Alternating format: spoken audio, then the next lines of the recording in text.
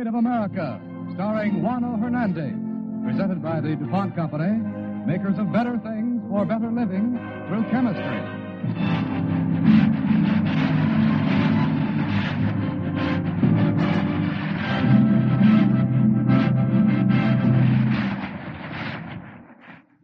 Cavalcade's play tonight, The Burning Bush, is the story of a Negro who rose from a slave cabin to America's Hall of Fame, Booker T. Washington.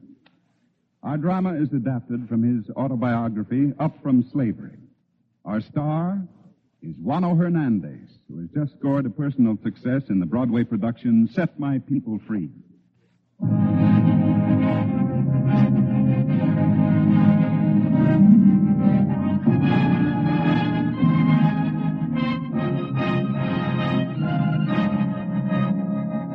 Now, The Burning Bush on the DuPont Cavalcade of America, starring Juan Hernandez as Booker T. Washington.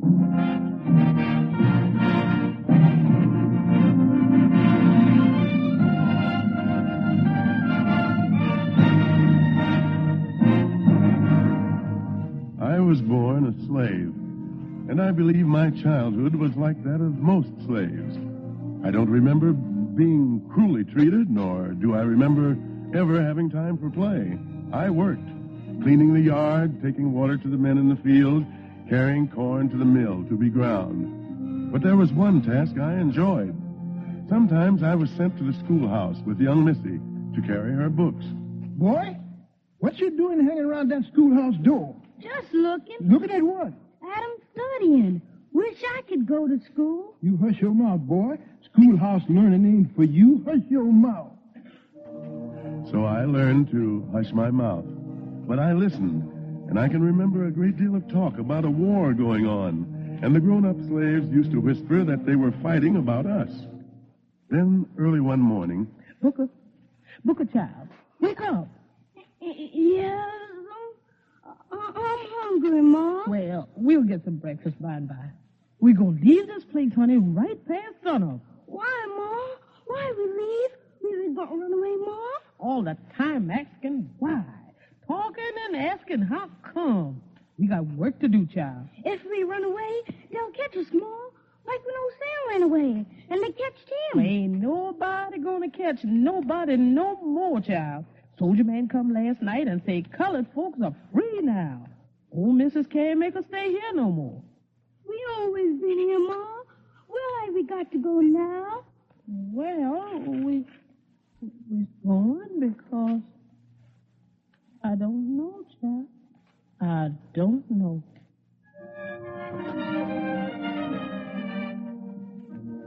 My mother was telling the truth.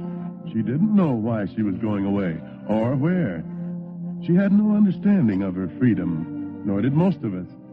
I knew no one of my race then who could read or write. And yet all these people, my people, were called upon now to assume all the responsibilities of the modern world.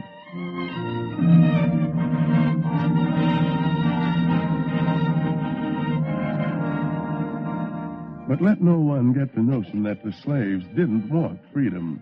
I never saw one who wouldn't give his life to be free.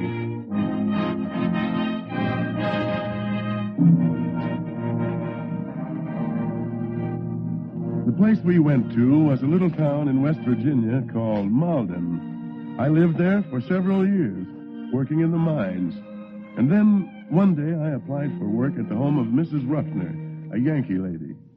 Well, boy, you're certainly a sight, I must say. Though I don't suppose it's your fault. You've been working in the coal mines, haven't you? Yes, and the salt furnace. Well, your work won't be easy here. There'll be the cleaning to help with, and the yards, and coal for the grates, and the cows. And... Why, what's the matter, boy? I thought, ma'am, maybe I could get some time for school. Well, did I say you wouldn't? If I hire you, that is.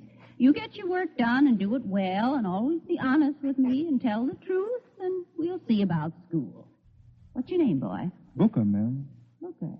That's an odd name. Booker what? You'll need two names, Booker, if you're going to school. A Christian name and a family name. My name? What was my name? Or rather, what was my other name? free people needed two names, it seemed. But colored people in the South had been known simply as Tom or Betsy or Booker. Sometimes a colored man would take the name of his white owner, and he'd be Tom Hatcher, or maybe Hatcher's Tom. But that didn't seem right now. I had to choose a name for myself. I thought desperately as I stood there before Mrs. Ruffner, and suddenly I said, Booker Washington, ma'am. Booker T. Washington.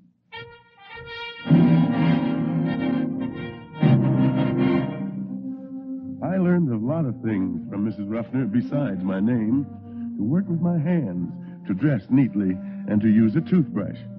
But in the infrequent hours of school, the nights of study in my attic room, I learned not much.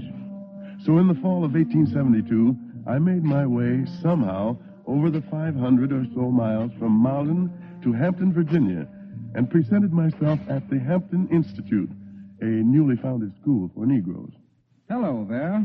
My name is Ernest Weston. Hello, I'm Booker Washington. Are you enrolling here this fall? Well, I don't know. I'm waiting to see General Armstrong. I haven't seen him myself yet, but I'm sure it's going to be all right for me. I had my tuition money plus a certain amount in excess for extra books and clothing. And I already have something of a foundation in Latin and Greek. I'm finding Latin very enjoyable, aren't you? Well, I haven't studied it. Haven't you? Oh, well, Agricola omnis colorium. What? That's Latin. I'm taking it, and you will be taking it up next year. I'm very interested in mathematics, too. I had quite a lot of tutoring in it. A gentleman from Booker Washington, Yes, ma'am? General Armstrong's ready to see you now. Hampton Institute was headed by General Samuel C. Armstrong, the noblest, rarest human being it's ever been my privilege to meet. Booker T. Washington. Yes, sir? Sit down. Thank you. Washington, you bear one of the greatest, perhaps the greatest name our country has known. Now, what do you want to do with it? What do you want to do with your life? Well, I want to learn, sir. Learn what? Well, what do you want to learn, Booker? Well, sir, I thought, well, I'm not sure, but, well, Latin and Greek. And algebra and calculus and astronomy and medicine and jurisprudence. Isn't that so? Well, is it wrong to want to learn those things, sir? Not wrong, Washington, but I'm wondering if Hampton is the place for you. I don't know. Oh, please, sir. I've worked and I saved my money, and my mother worked, too, and my brother is helping me out with what he makes in the coal mine. And the day before I left, almost every one of my friends, they came around to help me as much as they could with a nickel or a quarter or a handkerchief, because they wanted to be proud of me. I've thought about it, and I've dreamed about it for 3 years now, Mr. General Armstrong, and now you tell me, now you say you don't want me. No, Booker, that's not what I say. General Armstrong, I can't find a... Oh, I beg your pardon. All right, Miss Mackey, what is it? I hate to bother you, but, well, you see, classes are scheduled to begin this afternoon, and the recitation rooms are filthy. There's so much to do, and I can't find anyone to help clean them. I'm very sorry to bother you, but... All right, Miss Mackey. I expect we'll handle the situation somehow. I'll see to it. Thank you, sir. General Armstrong, I'll do the sweeping for you. I worked for a lady back in Malden, sir. I can sweep fine. You didn't work hard and come all this way to Hampton just to take a broom in your hands again, did you? No, sir. Well, then why did you make your offer? You think for 1 minute that you'll curry favor with me? Oh, no, sir. I figure if I want to learn and study in these classrooms, I should be willing to help keep them clean. That's a good answer, Booker. I think that's the only good answer. I want to help my people, sir. That's what I want more than anything else. But before I help anybody else, I have to learn and help myself. Isn't that right? That's right, Booker. I guess you'll do to enter this institution.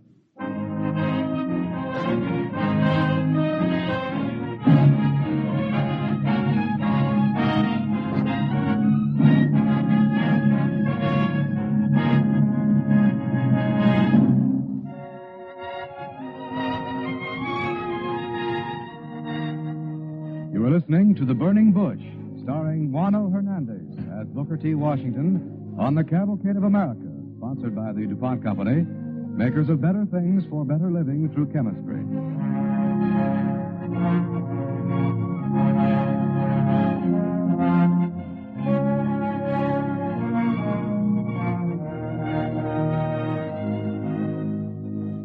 Booker T. Washington, the great Negro educator, is telling us the story of his life.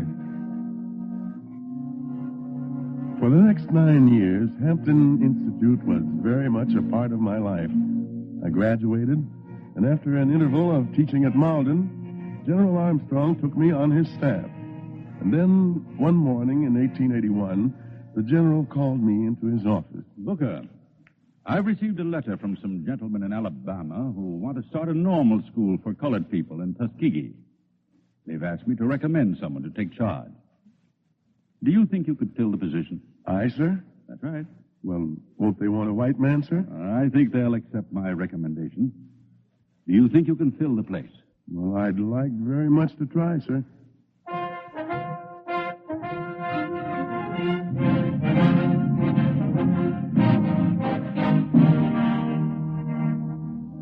Had I known what faced me at Tuskegee, I should hardly have been so confident. The state legislature had granted a small appropriation for teachers' salaries, but there was no provision whatsoever for securing land, buildings, or books. To build a whole school, we had only the few $100s which had been raised by the Citizens Committee of Tuskegee. Good morning, friend. Morning. I wonder if you could tell me how to get to the old plantation house. They said it was somewhere on this road. There's a little road that leads right down there, only it's so choked up, can't hardly see it. Well, maybe you would show it to me? Yes, sir. You the teacher man from town? Yes. I've heard there's a chance we might be able to get the place for our school. I walked out to take a look at it. No.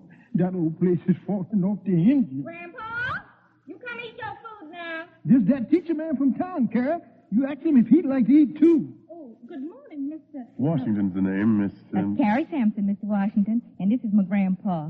Oh, I'd be mighty glad to have you eat with us, only it's nothing but old side meat and black-eyed peas. Well, there's nothing I'd like better, Carrie, if you're sure there's enough to spare.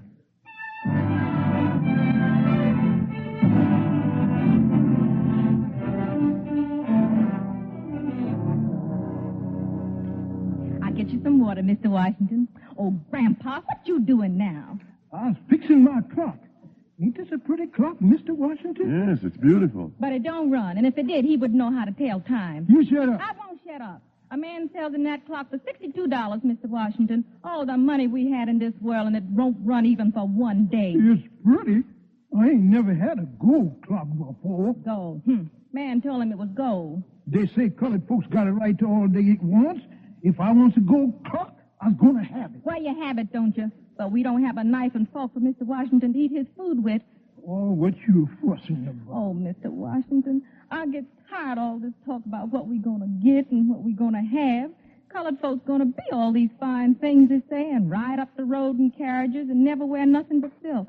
But all we got is this old cabin where I was born and where I'll die, too. See if I don't. Well, I was born in a cabin, Carrie. A cabin that would make this one look like a palace. You, Mr. Washington? That's the trouble with us all, Carrie.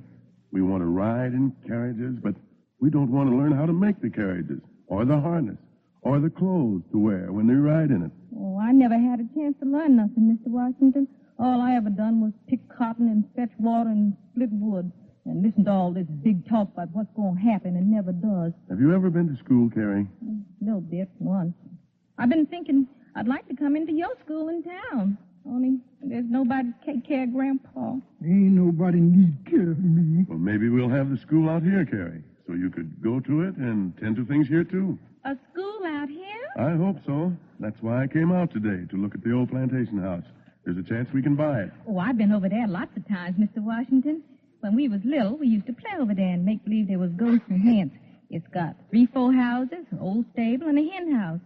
Only they's all dirty and falling down. Well, I'd like to see it, Carrie. Would you take me there? Oh, sure, Mr. Washington. We can go right now. All right, fine. You be good now, Grandpa, and don't eat nothing more. I don't want nothing more. Bet if I work a while more on this old clock, I'll get it to run.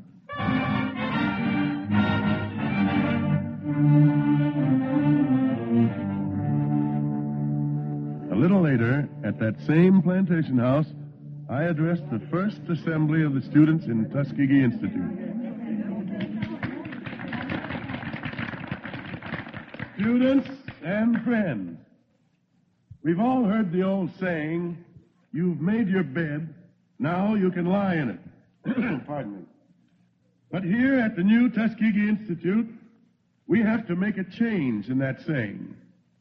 We have to build our beds before we can lie in them.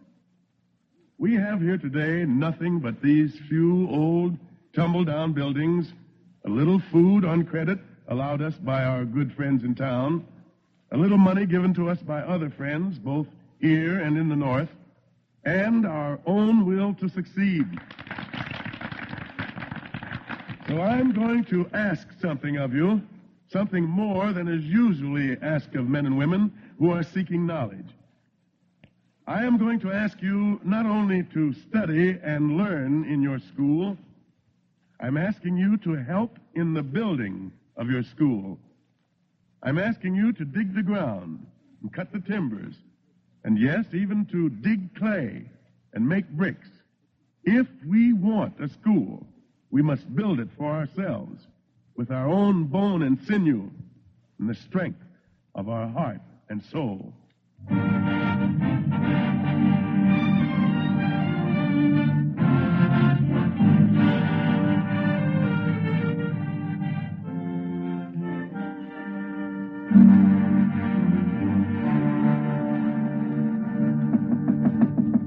Come in.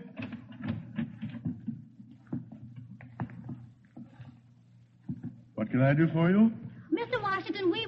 Mr. Washington, the new students have appointed us as a committee to bring certain grievances to your attention. I see. How many of the students do you represent? Well, Most all of them, Mr. Washington. All the new ones have complaints to make. And we thought it was only fair to tell you about them right away now, Mr. Washington. Yes, that was the right thing to do. Mr. Washington, we didn't come to this school to work like field hands and day laborers. And I didn't come here to milk cows and hem tea towels. I want to be a school teacher. And you don't think that a teacher could ever be called on to milk a cow or hem a towel? Well, Or do you know how to do all those things already? That's not why my parents worked and sacrificed to send me to school. No, my family neither. I came here to learn something, not to make hog pens and sweep floors. What we mean is, well, Mr. Washington, my daddy came out from town yesterday and wanted to see my books. He wanted to know why I didn't have more books, how many books I'd read through. And when he got here, I was out there on my knees, digging sweet potatoes. Your father is not an educated man, is he, Sam? No, Mr. Washington, he's not. He can't read nor sign his name. Then, like so many people, perhaps he puts too much importance in the reading of a book. The mere reading of one means nothing unless it helps us in some way. Unless... How am I gonna know, Mr. Washington, if I spend all my time digging sweet potatoes and sweeping floors?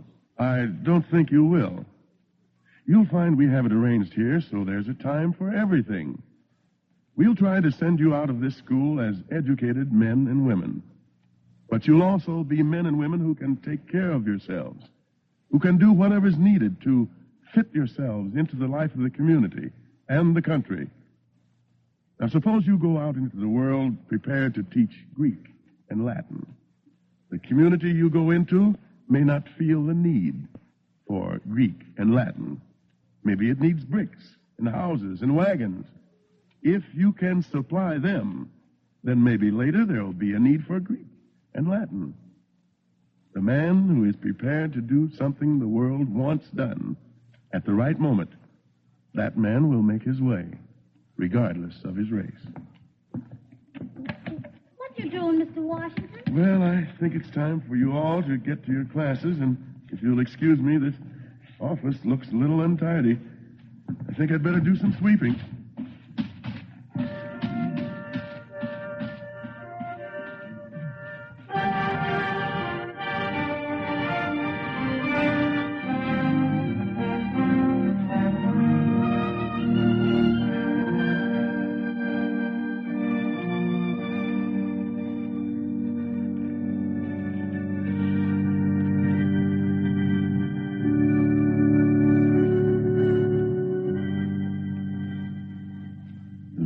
My shepherd, I shall not want.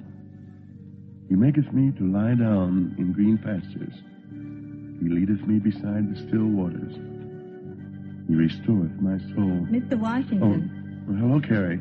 What is it? Oh, I'm sorry to disturb you, but I've been going over the books like you asked me to, and, well, I just don't know how we're going to get through the rest of this year. Is that bad? We only made $17 from this month's vegetables and only $55 from the bricks we sold in town, and we still can't meet our bill by almost $200. Well, Carrie, don't worry about it. Oh, but I do worry about it, though.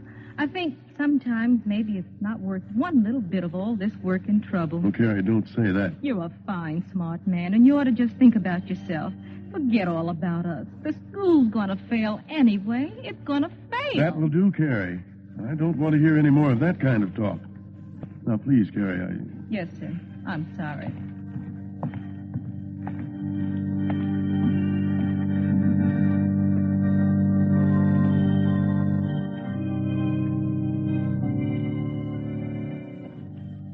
Mr. Washington. Oh, come in. I ain't seen nobody outside. I hope you don't mind if I come in. It's all right. What's your name? I ain't got no real name, Mr. Washington. Just Hattie. Just old Hattie. Onlyest name I ever had. Well, sit down, Hattie. You're tired, aren't you? No, sir. It's all right. I come to bring you something, Mr. Washington. To bring me something? Yes, sir. I hear tells how this school is having a hard time. I thought maybe these boys and girls ain't getting enough to eat. Oh, Hattie, it's not as bad as that. But I hear tell 'tis, and I know what you's trying to do, Mr. Washington. I know you's trying to make better men and women for the colored race. Well, Hattie... I ain't got no money to give, but I got these eggs here. I've been saving up from my hens. They've been laying real good, and I want you to take them. You'll take them, won't you, Mr. Washington? Hattie, do you remember the story of Moses in the burning bush? How, in a time of sorrow and pain, the Lord God appeared to Moses in a burning bush and said to him, I have seen the affliction of my people, and I will deliver them into a good land. Well, Hattie, these are not really eggs. They're our burning bush. They're our rainbow in the sky, the lightning in the cloud, and the sign that says it's all been all right. It's been worth all the sweat and the toil and the struggle. Certainly I'll take them, Hattie. They're the finest eggs I've ever seen.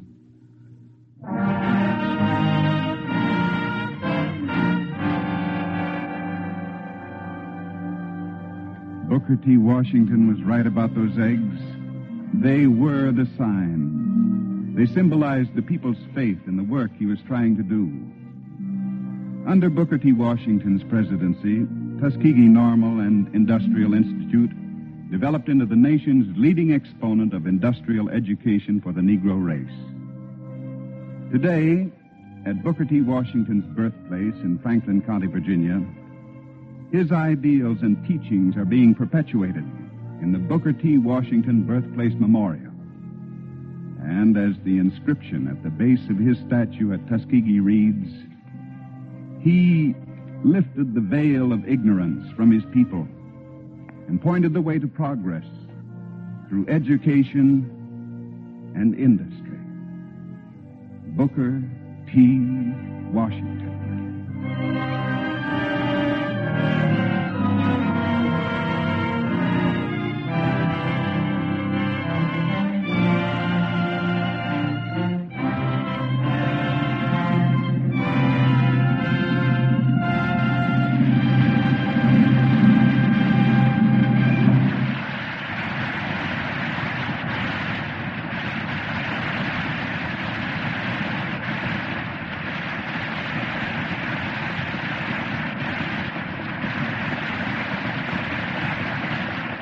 Tonight's cavalcade play, The Burning Bush, was written by Frank Gabrielson and directed by Jack Zoller.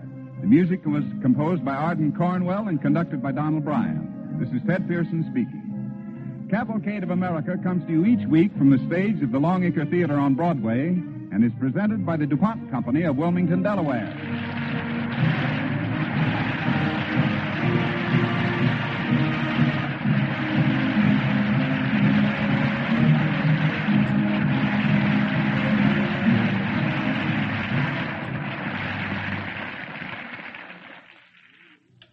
This is NBC, the National Broadcasting Company.